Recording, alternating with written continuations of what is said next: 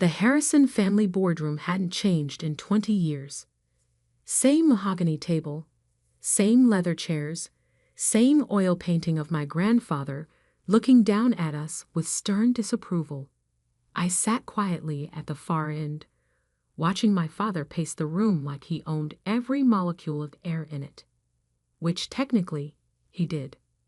Harrison Technologies needs fresh blood, he announced, hands clasped behind his back.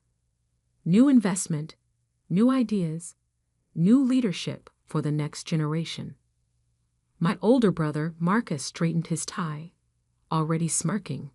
My younger sister, Sophia, tapped her manicured nails against her tablet, pretending to take notes. I kept still, my proposal folder unopened in front of me. That's why, Dad continued, I'm opening up shares in the company. Family only, of course.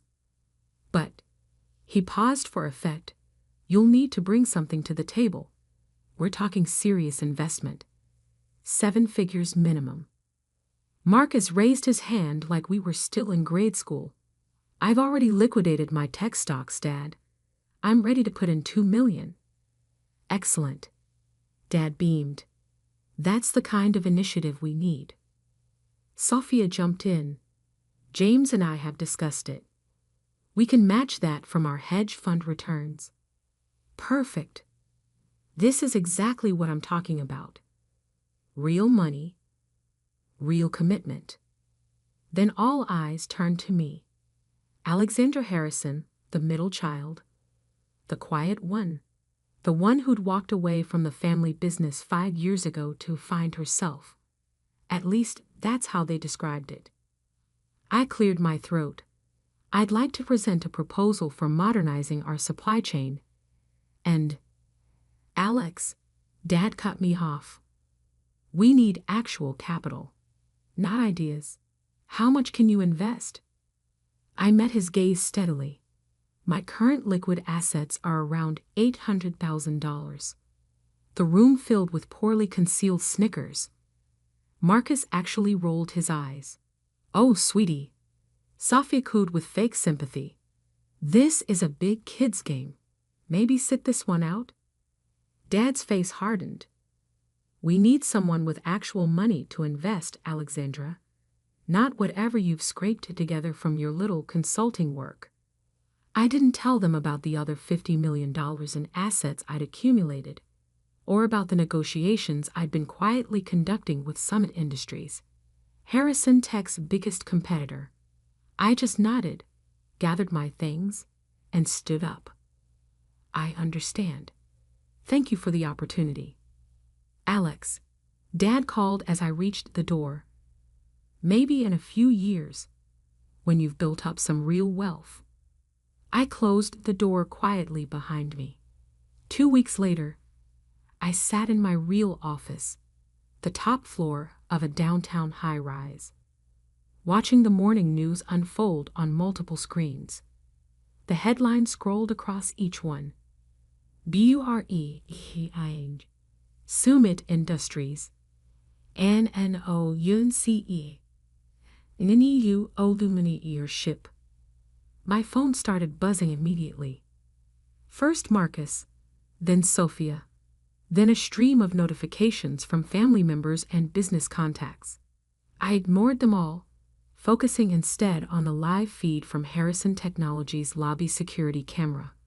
Amazing what access you can get when you own a company's main competitor. Dad had just walked in, his usual coffee in hand. He stopped at the reception desk to check messages, glancing up at the lobby TV where the story was playing. I watched as my professional headshot filled the screen, followed by the announcement. Summit Industries proud to announce new CEO and majority shareholder, Alexandra Harrison. The coffee cup slipped from his hand, shattering on the marble floor. His face went from red to white to red again as he fumbled for his phone. I let his call go to voicemail. Then I opened my laptop and began typing an email to Summit's board.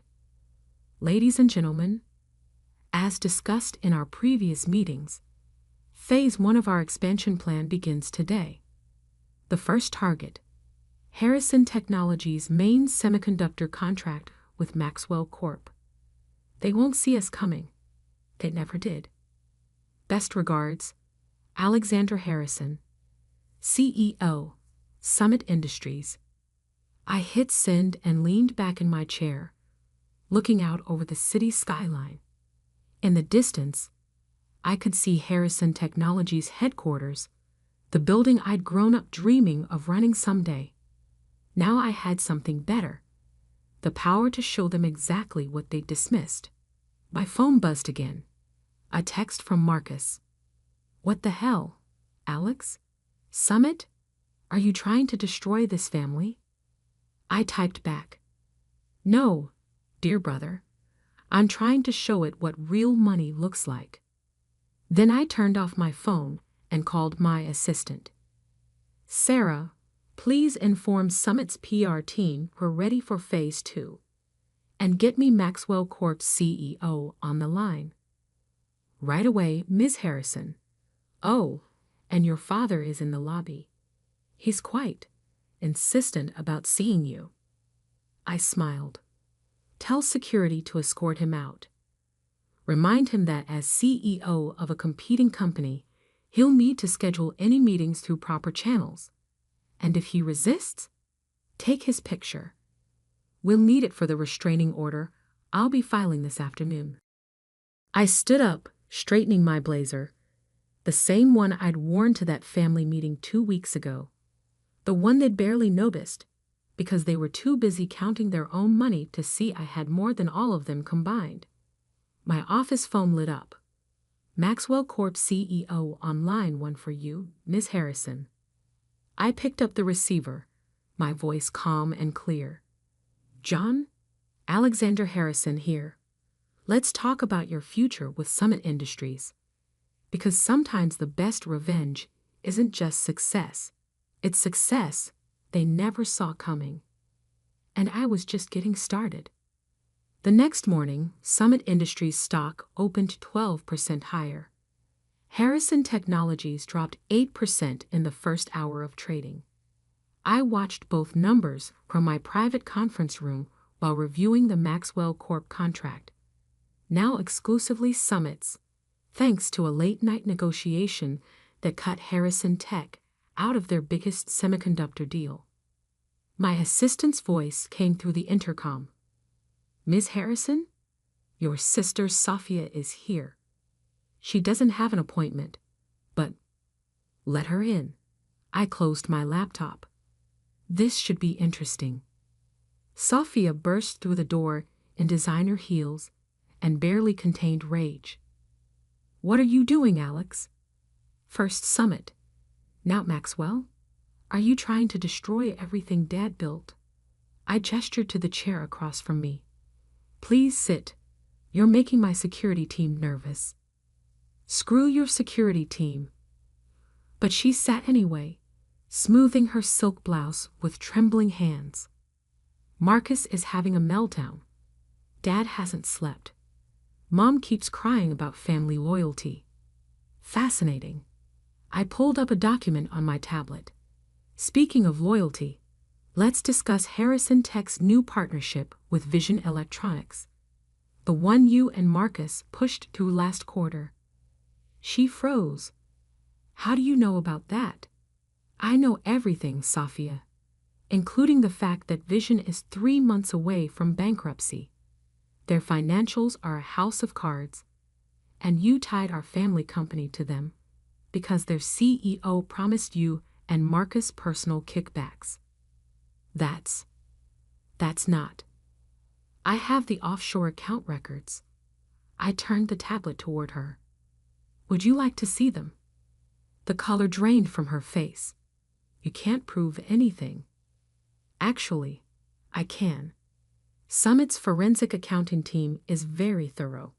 In fact, they're preparing a full report for the SEC right now. You wouldn't dare. We're family." "Family?" I leaned forward. "Was it family when you and Marcus convinced Dad I wasn't worth including in strategy meetings. When you mocked my little consulting work while I was building a $1 billion portfolio. When you systematically pushed me out of every decision because you thought I wasn't smart enough, rich enough, or ruthless enough to play in your league. She stood up so quickly her chair toppled backward. What do you want? Simple. Harrison Tech cuts all ties with Vision Electronics immediately.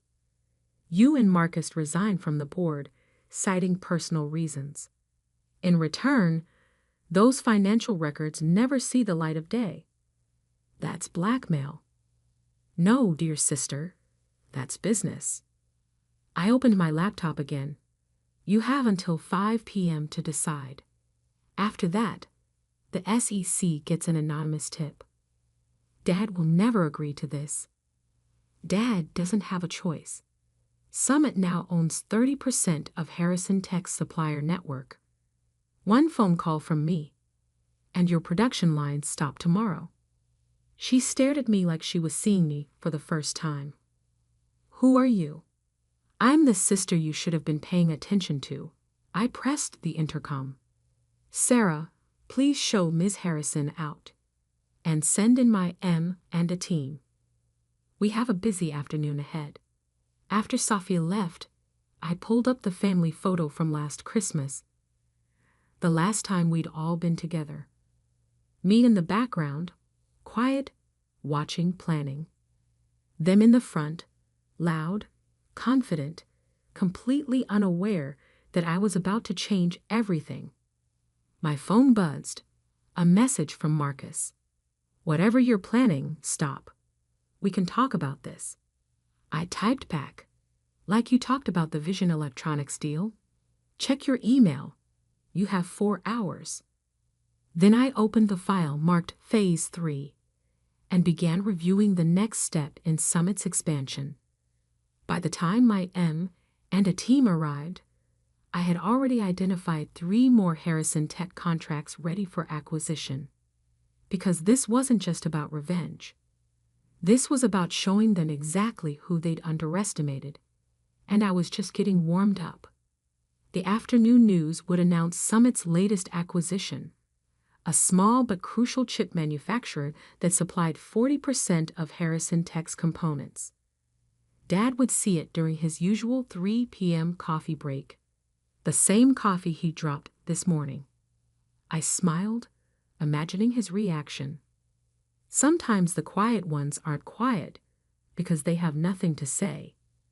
They're quiet because they're waiting for the perfect moment to speak. And my moment? It was just beginning. At exactly 4:58 p.m., 2 minutes before my deadline, the resignations hit my inbox. First Marcus, then Sophia, both citing personal reasons for leaving Harrison Technologies board. I forwarded them to my legal team without comment. Then came the call I'd been waiting for. Alexandra. Dad's voice was rough, tired. We need to talk. My office. Tomorrow morning, 9 a.m. Bring Mom. I hung up before he could respond. That night, I sat in my penthouse reviewing old family videos. Christmas mornings where my siblings' gifts dominated the frame while I opened books about business strategy. Board meetings where my raised hand was ignored. The day I graduated top of my class from business school, and they all left early because Marcus had a more important client dinner. I'd recorded everything, not for nostalgia, but for motivation. At 8:55 a.m. the next morning, they arrived. Mom looked like she'd aged 10 years overnight. Dad had traded his usual commanding stride for something closer to a shuffle. They sat across from me, two people who'd once seemed larger than life, now looking small against the backdrop of floor-to-ceiling windows. The Vision Electronics deal is dead, Dad said without preamble. And your siblings have resigned. Yes, I know. I pulled up a presentation on the wall screen. Now let's discuss Harrison Technologies' future. Our future? Mom's voice cracked. Alex, you're destroying us. No, Mom. I'm saving you from them. I clicked to the first slide. Detailed documentation of Marcus and Sophia's kickback scheme. They were bleeding the company dry. Vision Electronics was just the start. I have evidence of at least 6 other deals where they took personal payments to push through contracts that hurt Harrison Tech. Dad's face went ashen. That's impossible. We raised them better. Did you? You raised them to believe money and power were everything. That the only way to win was to step on others. The only difference is, they turned those lessons against you too. I clicked through more slides, offshore accounts, secret meetings, forged documents. With each revelation, my parents seemed to shrink further into their chairs. Why show us this? Mom whispered. Why not just let the SEC handle it? Because despite everything, Harrison Technologies is still Grandpa's legacy. And unlike my dear siblings, I actually care about that. Dad looked up sharply. What are you suggesting? A merger. I pulled up the final slide. Summit Industries and Harrison Technologies combine forces. Your technology, my market position. We could dominate the industry for the next 50 years. You want to take over our company? No, Dad. I want to save it. But this time, on my terms. I laid out the details. A fair stock exchange, guaranteed positions for loyal employees, and a new board structure that would protect both companies' interests. And if we refuse, Dad's voice was quiet. Then tomorrow morning, these documents go public. Harrison Tech's stock crashes. The SEC launches an investigation, and everything Grandpa built ends in scandal. Mom started crying softly. Dad just stared at his hands. You have until noon to decide. I stood up. Oh, and one more thing. I want the painting. What painting? Mom looked confused. Grandpa's portrait from the boardroom. The one that watched me being ignored for 20 years. I think it's time he had a new view. At 11:58 a.m., they signed the merger agreement. By 1 p.m., the news had hit every major financial network. Historic MERGER, Summit, and Harrison Technologies, JOIN, FORCES. That evening, as maintenance crews hung Grandpa's portrait in my office, I received 3 text messages. From Sophia, I hope you're happy. You've ruined everything. From Marcus, this isn't over, Alex. From Mom, we never saw you. I'm so sorry. I responded only to Mom. It's not about being seen anymore. It's about being heard. And now everyone's listening. 1 month later, I stood in the new combined boardroom of Summit Harrison Technologies. The company's stock had risen 40% since the merger. Our market share had doubled. And my siblings? Last I heard, they were trying to start a venture capital firm. Without access to Harrison Tech's resources or connections, they weren't having much success. My assistant knocked on the door. Ms. Harrison? The board is ready for your first meeting as CEO. I straightened my jacket and picked up my presentation folder. The same one I tried to show them at that family meeting that felt like a lifetime ago. Oh, and your father is here. He says he'd like to sit in, if you'll allow it. I thought about it. Put him in the back. He can watch. Because sometimes the best revenge isn't just proving them wrong, it's proving yourself right. And as I walked into that boardroom, past Grandpa's portrait now hanging behind my chair, I knew I'd done exactly that. Good morning, everyone. I began, my voice clear and confident. Let's talk about the future. Not just my future, or the company's future, but the future I'd built while they weren't watching. Because in the end, they were right about one thing. Business is about money and power. They just never expected me to have more of both than all of them combined. And as I started my presentation, I caught Dad's eye in the back of the room. For the first time in my life, he wasn't looking at me with disappointment or dismissal. He was looking at me with respect. Too little, too late. But exactly what I'd been working for all along.